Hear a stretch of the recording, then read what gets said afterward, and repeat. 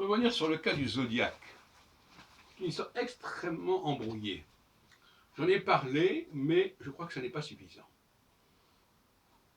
Et moi-même, j'ai été prisonnier de certains trafics à ce niveau-là pendant des décennies. L'historien doit se méfier des pistes qui lui sont proposées. Remettons les choses à plat. Premièrement, les astronomes s'étaient mis en tête à un moment donné, se mirent en tête, d'utiliser l'iconographie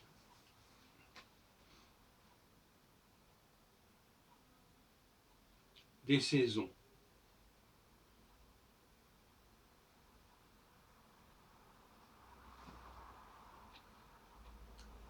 admettons. C'est une thèse assez généralement reconnue que le zodiaque et son iconographie est d'inspiration saisonnière.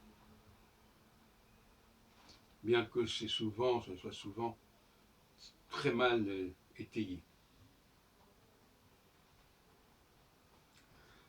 Mais en soi, les saisons 1 n'ont pas à être divisées par 3. Et d'où vient cette division en 12 mois? Cette division en 12 mois n'a rien à voir avec les saisons. Et en 12 mois est liée aux 12 rencontres de la Lune avec le Soleil au cours d'une année, au cours d'une révolution de la Terre, ou du Soleil, comme selon le point de vue où l'on se place. Donc, autrement dit, la division du cycle saisonnier en 12 serait fondée sur le nombre de rencontres de la Lune avec le Soleil. On voit déjà l'absurdité de la situation. On se sert d'un critère A pour structurer un facteur B. N'importe quoi.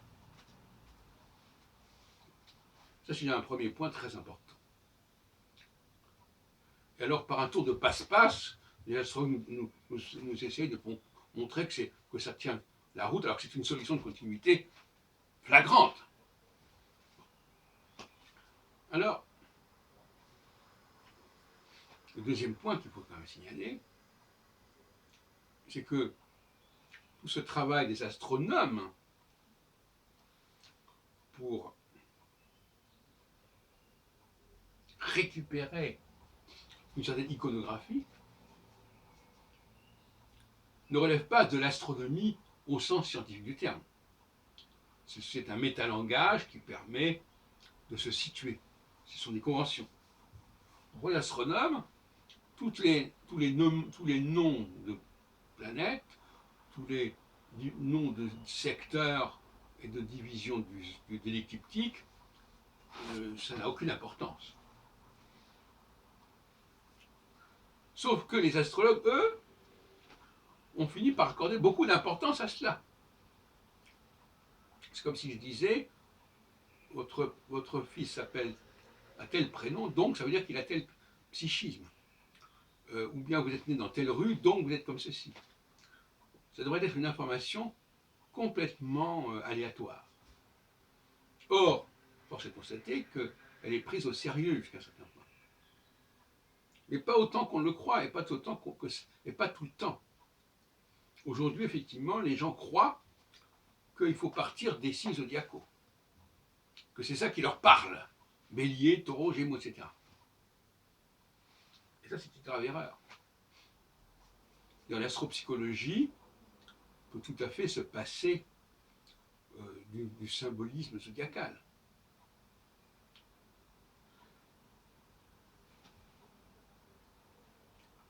D'ailleurs, Jean-Pierre Nicolas l'a montré quelque part.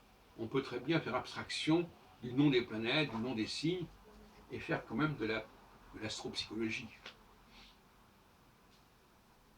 Mais l'erreur de Jean-Pierre Nicolas, c'est d'avoir malgré tout conservé cette division en 12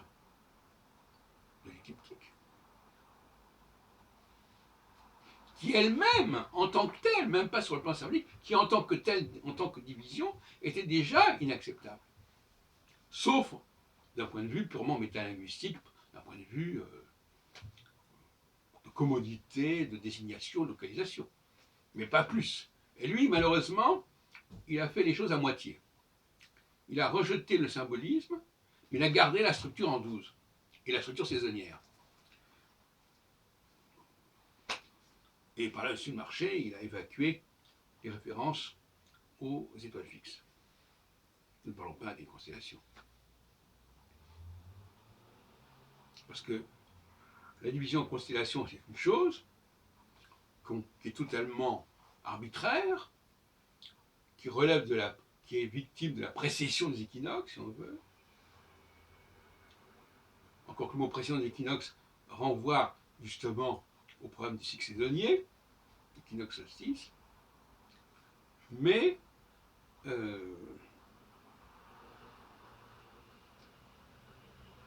les étoiles fixes, c'est autre chose.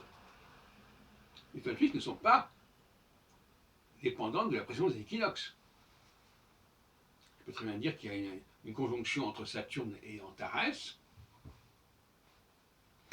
Bon, évidemment, sur le plan astronomique, c'est absurde, puisque Saturne n'a rien à voir avec Antares. Mais d'un point de vue visuel, d'un point de vue des longitudes, on peut dire à un moment donné, il y a une conjonction de Saturne avec Antares, comme il y a une conjonction de Saturne avec Jupiter, ou avec le Soleil.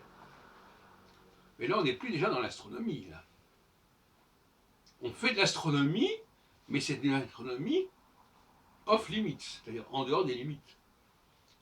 On peut très bien se servir de l'astronomie sans pour autant que ce qu'on fait soit acceptable par l'astronomie, au niveau de la science astronomique. Mais on peut le faire. Il y a des éphémérides qui permettent de faire ce qu'on veut.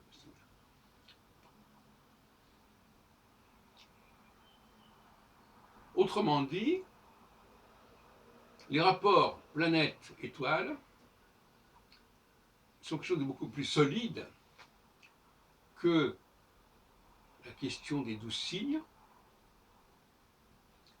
la question des équinoxes et des solstices. Et à mon avis, l'astrologie n'a rien à voir avec tout ça. Elle ne devrait rien avoir avec tout ça. Certains diront, c'est devenu, c'est comme, c'est ce qu'il en est. Ben non, on s'en fout de ce qu'il en est. L'intéressant, c'est de savoir si ça a dégénéré.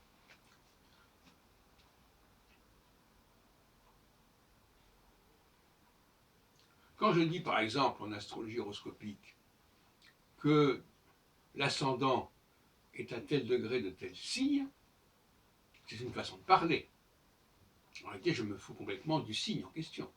C'est simplement une façon de calculer les choses et de situer les choses. Mais qu'on ne fasse pas dire que parce que j'attache de l'importance à l'ascendant et au décan de l'ascendant, que je donne une quelconque importance au signe où se trouve l'ascendant.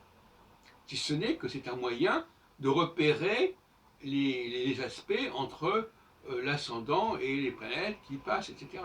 Il y a constamment des dérapages qui peuvent se faire.